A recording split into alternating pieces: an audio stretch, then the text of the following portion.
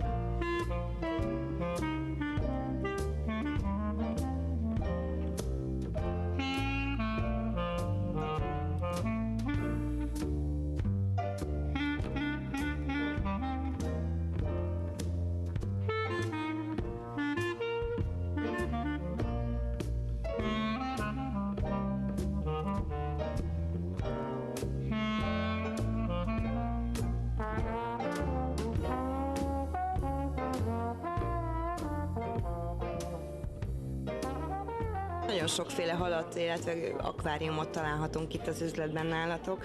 Tulajdonképpen mikor kezdtetek el foglalkozni a díszhalak árusításával? 2 éve kezdtünk el vele foglalkozni, úgy vettük át az üzletet egy budapesti tulajdonú cégtől, és azóta vagyunk mi itt Vásárhelyen.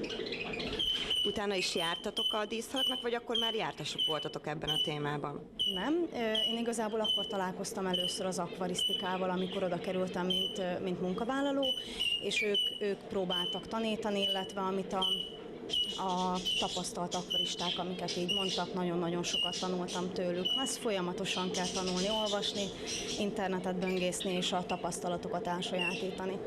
Nehéz szakma idézőjelben az akvarisztika? Tehát nehéz ezt elsajátítani? Nem mondanám rá, hogy nehéz, szorgalom kérdése, illetve hogyha valaki szereti az állatokat, halakat, akkor nagyon könnyű. Egy kezdő hobbi haltartónak mit ajánlanál, mondjuk mekkora akváriumot, milyen jellegű halakat? Nagyon-nagyon kis akváriumot nem ajánlok, tehát ilyen 20 litereset kezdőknek azért nem ajánlok, minél kisebb egy akvárium, annál több gond van vele. Azt már inkább tapasztaltabb akvaristáknak, nanoakváriumnak teljesen jó. Legalább egy 50-60 liter közti akváriumot ajánlanék, elevenszülő halakkal, vagy pedig pontlazacokkal. Őket elég könnyű tartani, nem túl nagy igényűek, és szép színes halak.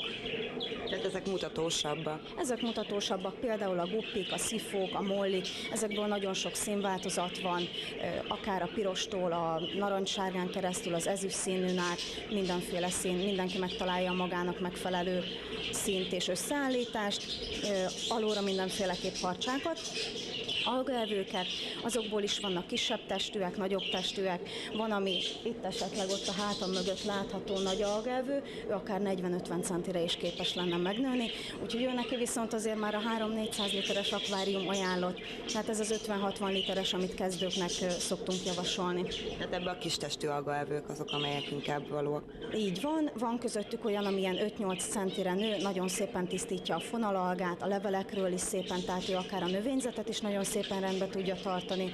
A nagyobb algaevők, ami még ilyen kisebb akváriumba belemehet, azok az ancifélék. Azok is ilyen kis szép fekete, illetve azokból is van albino és ilyen nagy szárnyú vagy nagy úszójú halacskák. Említetted itt a színesebb halakat. Mitől függ az mondjuk arányaiban, hogy mekkora az akvárium és mekkora halat ajánlasz bele? Nagyon sok mindentől függ, például, hogyha valaki azt mondja, hogy ő sügeres akváriumot szeretne. A sügerek ugye alapjáraton nagyon szép színes halak, viszont nagyon területvédőek. Ő belőlük mondjuk egy 50-60 literes akváriumba, attól függ, hogy milyen fajtákat választanak. Lehetnek mondjuk törpesügerek, ő belőlük mérettől függően többet bele lehet rakni. Ez a halaknak attól függ, hogy hány centire nő meg felnőtt korába, kifejlett korba egy hal. Ha mondjuk 5-6 centit eléri, akkor azért legalább egy 6-8 liter vizet rá kell számolni. Attól is függ, hogy mennyi hím van egy akváriumban, illetve mennyi nőstény. Nagyon jó, hogyha több a nőstény, mint a hím. Tehát akkor a területvédő ösztön azért egy kicsit, úgy mondom, hogy kordába lehet tartani, illetve párzáskor nem lesz az, hogy a hímek annyira összeverekednének. Hogyha viszont kishalas, tehát ilyen trópusi akváriumot szeretnének, akkor is lényeges az, hogy meg kell nézni, hogy hány centire fog megnőni az a hal, amit kiválasztanak. Például mondjuk, hogyha egy szifót választanak, nekik lényegesebb, nagyobb terület kell, mint hogyha neonokat. Tehát, hogyha egy sima neonos akváriumot szeretne beállítani valaki, akkor mondjuk egy 50-60 literes akváriumba akár egy 20 fős csapatot nagyon szépen bele lehet rakni, viszont a szifókból nem ajánlanék bele sokat, tehát 20 darab semmiféleképp, mert ők akkor nagyon gyorsan lekoszolják a vizet, és utána pont az ellenkezőjét érjük el a sok hallal, mint amit szeretnénk. Dekoratív, első ránézésre, viszont sok lesz vele a probléma. Lekoszolják az akváriumot, sok az ürülék, az üledék, és utána sokat kell takarítani. Mi szükséges még egy kezdő akvaristának ahhoz, hogy felállítsa az akváriumát, mondjuk ugye a halakon meg az akváriumon kívül? Mindenféleképp, ha kis akváriumot választ, akkor egy belső szűrőt ajánlanék, aminek az lenne a lényege, hogy ugye az összes maradékot, akár az ételmaradékot, akár a növényeknek az elhalt részeit, ez szépen kiszűri az akváriumból. Olyan szűrőt érdemes választani, ami legalább 3-4-szer megforgatja óránként a megadott mennyiségű vizet. Kevesebbet nem érdemes, mert akkor ugyanoda jutunk, koszos lesz az akvárium, nem lesz szép áttetsző a víz, és sokat kell takarítani, sokszor kell vizet cserélni. A világítás is nagyon fontos, hogy megfelelő legyen a halaknak a világítása, ne legyen túl erős a fény, de viszont túl alacsony se legyen a Kelvin száma a fénycsőnek, amit választunk.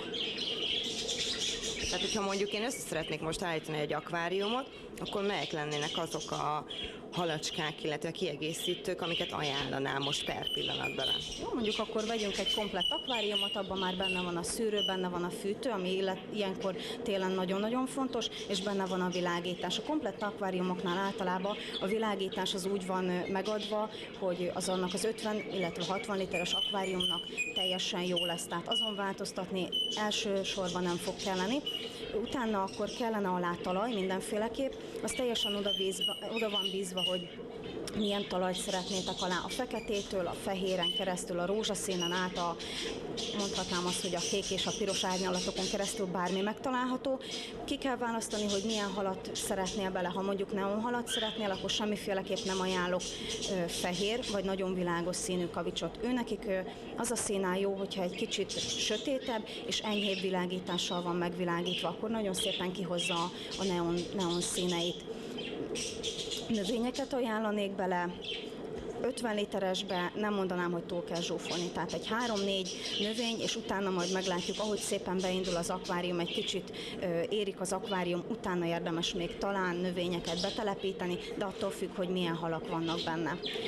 Megvan akkor a növény, megvan az ajzat, jöhetnek a halak, alóra mindenféleképp páncélos harcsákat ajánlanék, abból egy pár darabot, 2-3-at, attól függően, hogy milyen fajtát választunk. Mondjuk, hogyha a neonoknál maradunk, akkor hozzájuk jöhetnek nyugodtan kisebb vagy nagyobb testű algaevők is.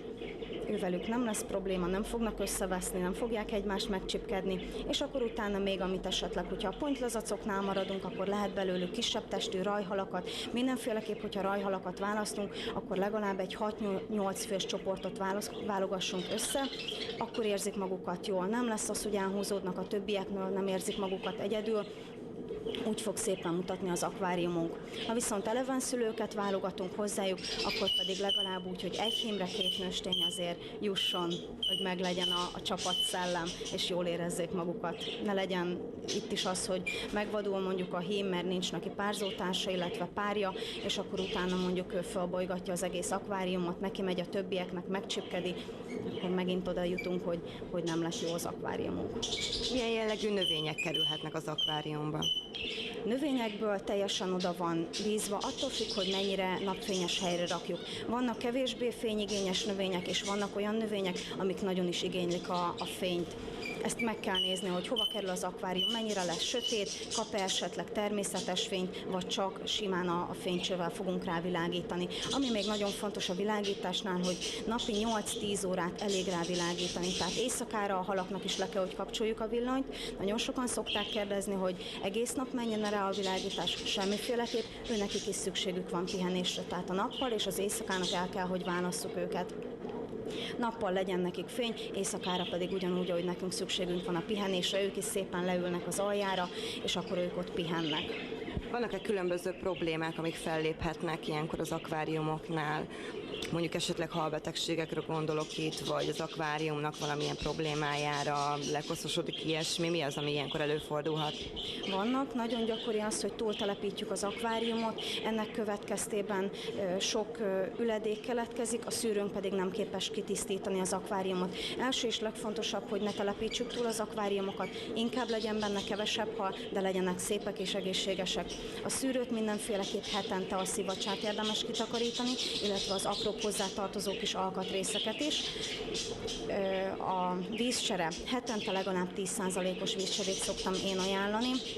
Nekem ez nagyon bevált, fölfrissítjük egy kicsit a vizet, olyan, mintha kint a természetbe esne nekik egy kis eső.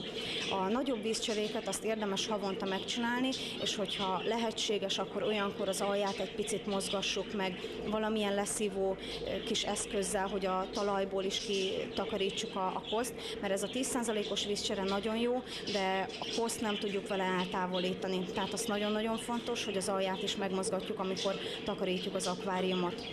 Hogyha ezekre odafigyelünk, illetve vízelőkészítőt használunk, amikor visszarakjuk a vizet, tehát ne sima csapvizet, mert attól nagyon-nagyon sok hal, úgy mondom, hogy sokkot kap, összegörnyed, összehúzza az úszóját, és utána akár el is pusztulhat. Amire nagyon oda kell figyelni vízcserekor, hogy ugyanolyan hőmérsékletű vízzel töltsük vissza az akvárium vizét, mint ami benne van. Tehát, hogyha 24 fokos, akkor ne legyen 30 fokos, amivel föltöltjük, illetve ne legyen 18 fokos. Az se fog jót tenni a halaknak, ugyanúgy lebetegedhetnek tőle, és akkor utána lehet gyógykezelni őket. Nagyon sokfajta kezelési módszer van. Általános fertőtlenítőt szoktam mindenféleképp ajánlani, hogyha vízcserét csinálunk, vagy pedig, hogyha új halak kerülnek az akváriumba. Vízcserekor az a vízelőkészítő, ami nagyon fontos, ez kivonja a vízből a nehéz fémeket, a klórt, meg az ilyen káros anyagokat, illetve általában B-vitamint és stresszoldót tartalmaznak ezek a készítmények. Ha betegség van az akváriumban, és lehetőség van rá, akkor különítsük el azt a pár darab halat, amin látjuk a betegség jeleit.